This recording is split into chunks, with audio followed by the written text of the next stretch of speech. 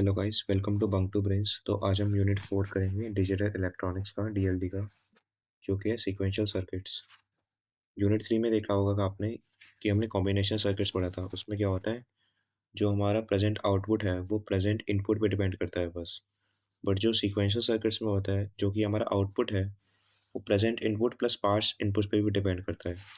तो इसलिए उसको स्टोर करने के लिए पास्ट इनपुट्स को कहीं तो स्टोर करोगे ना, उसको स्टोर करने के लिए हमारी मेमोरी डिवाइसेस होते हैं यहाँ पे, जो पास्ट इनपुट्स को स्टोर करते हैं। प्लस हमारे इसमें एक फीडबैक लूप भी होता है और क्लॉक पल्स भी होती है। क्लॉक पल्स बेसिकली एक क्लॉक विड्थ मॉड्यूलेशन हो गई है, ऐसे इस टाइप की, जो सिंक्रोनाइजेशन के लिए यूज़ होती है। तो इसके एग्जांपल्स हो गए latches, flip flops, counters and registers. तो सबसे पहले अगर हम लैच देखें इसमें, तो लैच क्या होता है। तो लैच एक लेवल ट्रिगर डिवाइस है। इसमें क्या होता है, क्लॉक पल्स नहीं होती है। दो इनपुट्स होते हैं एंड दो आउटपुट्स होते हैं। तो सबसे पहले हम एक बेसिक लैच देखते हैं जो एस आर लैच है। एस आर लैच मतलब हो गया अपना सेट रीसेट लैच। तो ये कनेक्शन डायग्राम है एसआर लैच का। दो नैंड गेट्स हैं, और अगर इसमें देखो जैसे कॉम्बिनेशन सर्किट्स में क्या था, एक सीरीज थी पूरी। तो यहाँ पे एक इसमें एक इनपुट जा रहा है, बट दूसरा इनपुट जो है वो आउटपुट है सेकंड नैंड गेट का। सिमिलरली जो सेकंड नैंड गेट में इनपुट जा रहा है, एक है आर एंड दूसरा है output of first NAND gate. तो ये एक फीडबैक लूप है, जो हम ऊपर पढ़ रहे थे कि सीक्वेंशियल सर्किट्स में एक फीडबैक लूप होता है। एंड सीक्वेंशियल सर्किट्स में जो आउटपुट है, ये वाला आउटपुट है, ये इस पे डिपेंड कर रहा है। सिर्फ प्रेजेंट इनपुट पे नहीं, पास्ट पे भी डिपेंड कर रहा है ये। तो इसकी अगर हम ट्रुथ टेबल डिराइव करने की कोशिश करें तो कैसे होगी ये। अगर एस की वैल्यू जीरो है, तो आपको पता है नैंड गेट की ट्रुथ टेबल क्या होती है। अगर कोई भी वैल्यू, एक भी वैल्यू जीरो है हमारे पास, zero zero zero one one zero one one, तो वन वन वन जीरो। अगर एक भी वैल्यू जीरो है तो उसके कॉरस्पॉन्डिंग वन आएगा हमारे पास आउटपुट। तो अगर एस जीरो है तो क्यू की वैल्यू आ जाएगी वन। एंड देन क्योंकि वो वन वैल्यू यहाँ पे पास होगी सेकेंड नैंड गेट में, तो यहाँ पे वन। एंड अगर आर की वैल्यू जीरो है तो यहाँ पे भी फिर वन आ जाएगा। बट ये कॉन्फ्लिक्ट क्रिएट करेगा हमारे पास, क्योंकि क्यू की वैल्यू भी वन है और क्यू नॉट की वैल्यू भी वन है। तो दोनों की वैल्यू वन कैसे हो सकती है, दोनों को अपोजिट होना पड़ेगा। तो एक इनवैलिड केस है। देन सेकंड केस आ गया जीरो वन। अगर एस की वैल्यू जीरो है तो क्यू की वैल्यू वन हो जाएगी। यहाँ पे हम वन पास करेंगे एंड आर की वैल्यू वन है, तो यहाँ जीरो हो जाएगी। तो ये वाला केस सही है हमारे पास। एज जीरो वन पास हो रहा है तो वन जीरो आंसर आ जाएगा। सिमिलरली थर्ड वाला हो जाएगा। और अब फोर्थ वाला देखते हैं।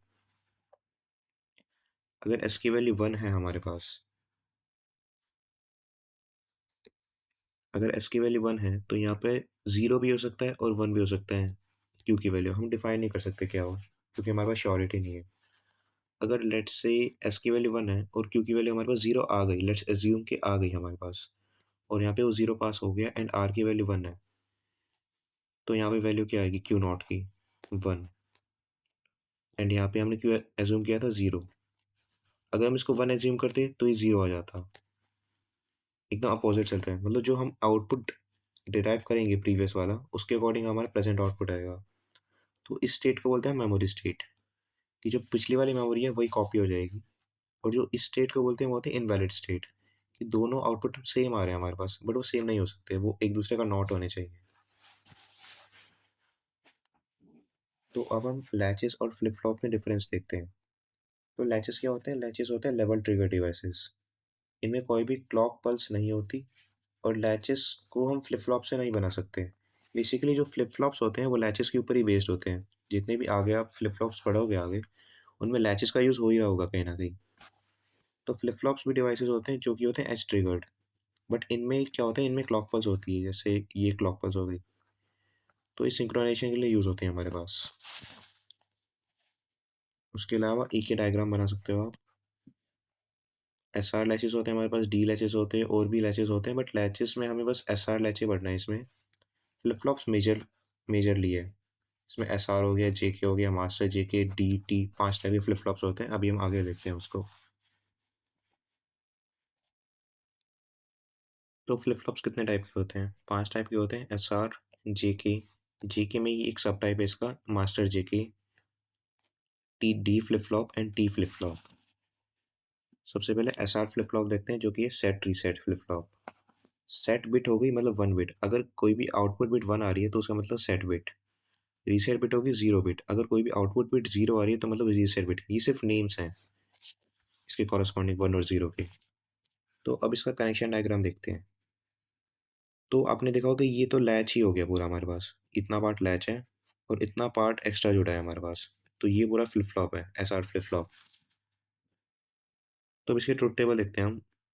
इसमें क्या होता है, क्लॉक पल्स होती है। अगर क्लॉक पल्स हमारी हाई है, मतलब क्लॉक पल्स की वैल्यू 1 है, तो ही सर्किट काम करेगा। अगर 0 है उसकी वैल्यू, क्लॉक पल्स की वैल्यू, तो सर्किट काम ही नहीं करेगा। तो क्लॉक पल्स को हमेशा 1 होना ही पड़ेगा कोई भी आउटपुट जनरेट करने के लिए। तो अभी क्लॉक पल्स की वैल्यू हमेशा 1 रहेगी यहाँ पे, ये याद रखना। फर्स्ट केस देखते हैं जिसमें S0 है एंड R0 है। आपने नैंड गेट देखा है, अगर नैंड गेट में एक भी आउटपुट 0 है, एक भी इनपुट 0 है, तो उसका आउटपुट 1 आता है। तो यहाँ पे S0 है तो इसका आउटपुट 1 आएगा, यहाँ पे 1 आ जाएगा।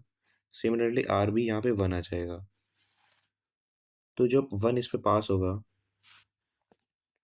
तो जब 1 यहाँ पे पास होगा, तो जो आउटपुट है वो कोई भी हो सकता है, 0 भी हो सकता है, 1 भी हो सकता है। तो मान लेते हैं हम यहाँ पे 0 है एंड 0 यहाँ पे पास हो रहा है दूसरे वाले नैंड गेट में। तब दूसरे वाले नैंड गेट के पास क्या क्या इनपुट्स हैं। एक तो 0 हो गया जो कि हमारे पास प्रीवियस इनपुट से आया है। जो करंट इनपुट से है हमारे पास, जो R है वो 1 है फिलहाल। R 0 था, इसका रिवर्स हुआ R डैश जो कि 1 है। तो 1 एंड 0, तो Q डैश की वैल्यू क्या आएगी, 1। तो Q 0 था, Q1 1 है, Q डैश 1 है। तो सिमिलरली अगर हम अपोजिट लेते, Q को 1 लेते तो Q डैश 0 आ जाता। तो इसका मतलब क्या हुआ, जो भी हम प्रीवियस आउटपुट ले रहे हैं उसी की बेसिस पे करंट आउटपुट आएगा। तो इस स्टेट को हम मेमोरी कहेंगे, जो कि लैच में हमारे पास ये वाला था मेमोरी का केस, बट अब फ्लिप फ्लॉप में ये वाला है, एकदम अपोजिट हो गया। तो जब 0 1 है हमारे पास, अब 0 1 वाला एक केस देख लेते हैं। S 0 है, क्लॉक पल्स 1 है, यहाँ पे 1 आएगी इसकी वैल्यू। R 1 है और क्लॉक पल्स भी 1 है, तो मतलब 0 आ जाएगी वैल्यू। यहाँ पे हमारे पास 1 है, R हमारे पास 0 है, मतलब ये वाला केस हमारे पास 0 है। तो Q डैश की वैल्यू हमेशा 1 ही रहेगी, क्योंकि नैंड गेट में अगर एक 0 इनपुट है तो आउटपुट हमेशा 1 आएगा। तो ये 1 पास होगा यहाँ पे। तो S की वैल्यू 0 थी, S डैश की वैल्यू 1 हो गई, एक इनपुट 1 हो गया, यहाँ से गया 1, मतलब दोनों 1 है। तो मतलब Q की वैल्यू क्या होगी, 0। तो Q की वैल्यू हमारे पास क्या है, 0। देन सिमिलरली आप ये वाला केस देख सकते हो, इसमें अपोजिट हो जाएगा, बस Q की वैल्यू 1 हो जाएगी। अब लास्ट केस देखते हैं क्या होता है इसमें। लास्ट वाले केस में दोनों की वैल्यू 1 है, दोनों इनपुट्स की value. S1 clock pulse 1 R1। जब ये दोनों 1 होंगे तो यहाँ पे आउटपुट 0 आ जाएगा, ये दोनों 1 होंगे तो यहाँ पे आउटपुट 0 आ जाएगा। तो मतलब अब अगर आप इसको ऐसे देखो कि यहाँ दोनों 0 आ गया आउटपुट, अब तो ये बस लैच ही बचा ना। यहाँ पे दोनों 0 आ गए, अब लैच बचा। तो अब लैच वाली ट्रुथ टेबल में देखते हैं, अगर दोनों इनपुट 0 होते हैं तो क्या वैल्यू होती है। दोनों इनपुट 0 हैं तो वैल्यू क्या हुई, इनवैलिड। तो अब फ्लिप फ्लॉप में क्या वैल्यू होगी, क्योंकि हमने ये वाला एग्जीक्यूट कर चुके हैं, ये वाला पार्ट एग्जीक्यूट कर लिया हमने, डिराइव कर लिया। यहाँ पे 0 0 इनपुट्स हैं और ये लैच बचा सिर्फ हमारे पास फिर। तो इस केस में हमारे पास ये इनवैलिड आउटपुट आ जाएगा, क्योंकि दोनों की वैल्यू एक होगी। इसकी भी वैल्यू 1 है एंड क्यू नॉट की वैल्यू भी 1 है, और दोनों सेम हो नहीं सकती क्योंकि वो एक दूसरे का नॉट है। तो इसलिए इनवैलिड केस हो जाएगा हमारे पास। अब पेपर में आपको क्या क्या करना है, एक तो कनेक्शन डायग्राम बनाना है, सर्किट डायग्राम ये वाला, ट्रुथ टेबल बनानी है। कई बार ऐसा होता है कि आपको कैरेक्टरिस्टिक टेबल भी बनानी होती है। अब कैरेक्टरिस्टिक टेबल होती क्या है, कैरेक्टरिस्टिक टेबल कुछ नहीं होती, जो कि हमारी ट्रुथ टेबल होती है जिसमें हम सिर्फ एक आउटपुट दिखाते हैं, क्यू एन। तो इसको आप दूसरा भी दिखा सकते हैं। कैरेक्टरिस्टिक टेबल में क्या होता है, हमारे पास 3 फिक्स्ड वैल्यूज होती हैं, S R and Q N. मतलब इसमें हम एज्यूम कर रहे हैं क्यू एन की कोई वैल्यू, इस वाले क्यू की हम वैल्यू कोई एज्यूम करें और उसके बेसिस पे क्यू एन प्लस 1 की वैल्यू हम निकालेंगे। मतलब इसका ट्रुथ टेबल का एक एक्सटेंशन ही होता है कैरेक्टरिस्टिक टेबल। तो अभी अपना नेक्स्ट फ्लिप फ्लॉप देखते हैं, जो कि है डेटा फ्लिप फ्लॉप। तो इसमें क्या होता है, डी मतलब यहाँ पे डेटा होता है। इसमें क्या होता है, ये फ्लिप फ्लॉप डेटा स्टोरेज करने के लिए यूज़ होता है हमारा। तो जस्ट एक इनपुट होता है और एक ही आउटपुट होता है। तो अगर हमारे पास इनपुट 0 है तो आउटपुट सिंपली 0 आ जाएगा, इनपुट 1 है तो आउटपुट 1 हो जाएगा। मतलब सिर्फ हमारा डेटा स्टोरेज के लिए यूज़ होता है। अगर आपने 0 इसमें सेव किया, आपको 0 ही रिटर्न में मिल जाएगा, सिंपल। अगर आपने 1 सेव किया इसमें, आपको 1 रिटर्न में मिल जाएगा। एंड इसकी कैरेक्टरिस्टिक्स टेबल भी एकदम सेम ही है, ट्रुथ टेबल जैसी। डी हमारे पास है input, Q N plus one है, फिलहाल हम फ्यूचर आउटपुट ले रहे हैं। तो अगर 0 है तो 0 मिलेगा हमें, एंड 1 है तो 1 मिलेगा, सिंपल। क्यू एन के ऊपर डिपेंड नहीं करता है बिल्कुल भी। एक्सप्रेशन हमारे पास आ जाएगा Q N plus one equals D. And इसकी एक्साइटेशन टेबल देखते हैं। एक्साइटेशन टेबल क्या होती है, जो भी हमारा प्रेजेंट इनपुट है, प्रेजेंट आउटपुट है, और जो कि नेक्स्ट आउटपुट है, तो वो हमें गिवन होते हैं, और उसके बेसिस पे हमें बताना होता है कि इनपुट्स क्या होंगे हमारे पास। तो इस इक्वेशन से आप डिराइव कर सकते हो कि जो भी क्यू एन प्लस वन की वैल्यू होगी वही डी की वैल्यू होगी। सिमिलरली अगर क्यू एन प्लस वन की वैल्यू 0 है तो डी की वैल्यू 0, अगर 1 है तो उसकी वैल्यू तो 1 होगी, सिंपल। क्यू एन के ऊपर डिपेंड नहीं कर रहा बिल्कुल भी। इसके कॉरेस्पॉन्डिंग एक के मैप प्लॉट हो सकता है, ये वाला यहाँ पे। ज़्यादा ज़रूरी नहीं है इसमें के मैप, बट एक बार फिर भी कर लेना। तो देन हमारे पास तीसरा फ्लिप फ्लॉप आता है, टी फ्लिप फ्लॉप। टी मतलब यहाँ पे क्या होता है, टॉगल। टॉगल का मतलब क्या होता है, जो भी हम इनपुट दे रहे हैं उसका अपोजिट हमें रिटर्न मिलेगा। तो यहाँ पे एक इनपुट होता है जो कि होता है टी। तो अगर टी की वैल्यू हमारी 0 है तो मतलब, और जो भी आउटपुट है, जो भी इनपुट हम दे रहे हैं वो एज इट इज स्टोर हो जाएगा, क्यू एन। और अगर टी की वैल्यू 1 है तो वो इन्वर्ट हो जाएगा। तो अगर हमारे पास टी की वैल्यू 0 है तो जो क्यू एन है, क्यू एन प्लस वन है, वो सेम रहेगा 0 0।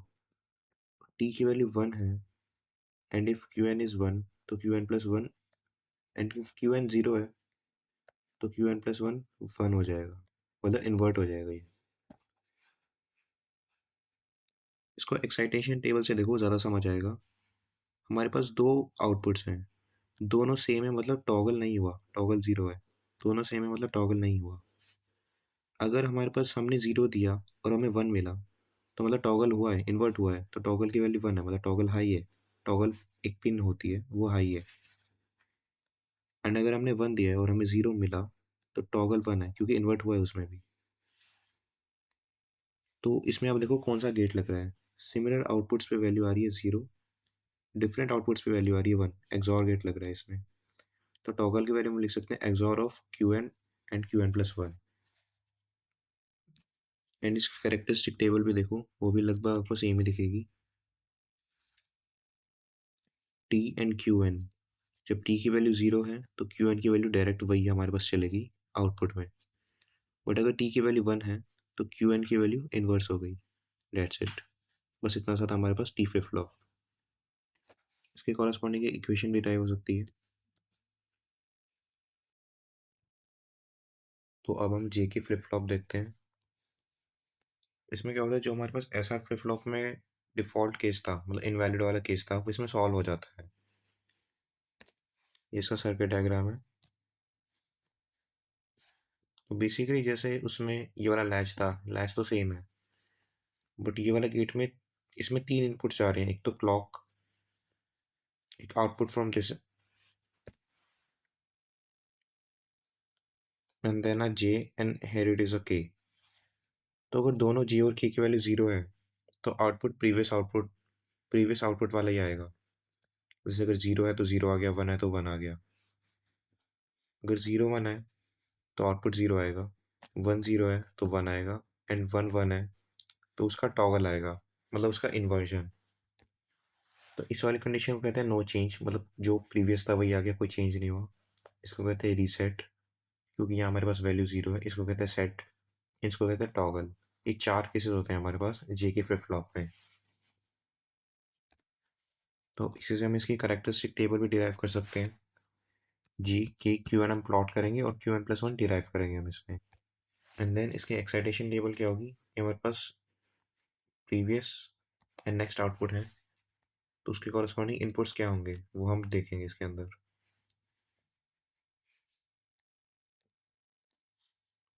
देन इसमें एक सबसे इंपॉर्टेंट कॉन्सेप्ट होता है रेस कंडीशन का। अब रेस कंडीशन क्या होती है, तो जिसका लास्ट वाला केस है टॉगल वाला केस। अगर हमारे पास एस, अगर हमारे पास जे और के की वैल्यू 1 है, और जो हमारा क्लॉक पल्स है जो क्लॉक पल्स यहाँ पे लगा हुआ है वो हाई है, मतलब वो ऑन है काफ़ी देर के लिए। तो जो आउटपुट है वो टॉगल होता रहेगा, एक बार 0 1, देन एक बार 1 0, देन फिर से 0 1, देन 1 से 1 0। तो इसको रेस कंडीशन कहते हैं हम। क्योंकि हमारे पास जे की फ्लिप फ्लॉप लेवल ट्रिगर्ड होता है, इसलिए हमेशा टॉगल करता रहेगा 1 0 1 0 1 0 एंड ये वाला 0 1 0 1 0 1। तो ये वाली रेस कंडीशन को टैकल करने के लिए हम एक नया वाला फ्लिप फ्लॉप लाएंगे जो इसका मॉडिफिकेशन होगा, master slave flip flop. Master slave JK बोलते हैं इसको बेसिकली। तो ये इसका सर्किट डायग्राम है। तो मास्टर स्लेव करता क्या है, जो भी हमारी रेस कंडीशन थी उसको टैकल करता है। मतलब 0 1 0 1 अब ये नहीं होगा, अब एक बार ही 0 1 होगा, देन 0 0 0 0 और ये 1 1 1 1। ऐसे एक स्टेबल आंसर्स देगा हमें, टॉगल नहीं करेगा बार बार के लिए।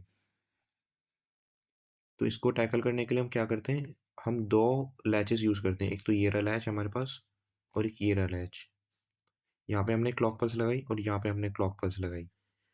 तो जैसे ही वो टॉगल वाला केस आएगा, एक बार ये 0 1 हुआ, देन उसके बाद 1 1 1 1 और यहाँ पे 0 0 0 0, देन उसके बाद टॉगल नहीं होगा।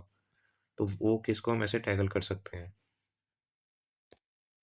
तो ये था हमारा अब तक सारे फ्लिप फ्लॉप्स का। हमने मास्टर स्लेव पढ़ लिया, डी फ्लिप फ्लॉप पढ़ लिया, टॉगल पढ़ लिया। टॉगल में क्या होता है, सिर्फ इन्वर्जन हो जाता है, अगर 0 है तो 1 हो जाएगा, 1 है तो 0 हो जाएगा। डी में क्या होता है, data flip flop same value store होती है हमारे पास। 0 स्टोर किया हमने तो 0 आउटपुट में मिल जाएगा, 1 स्टोर किया तो 1 आउटपुट में मिल जाएगा।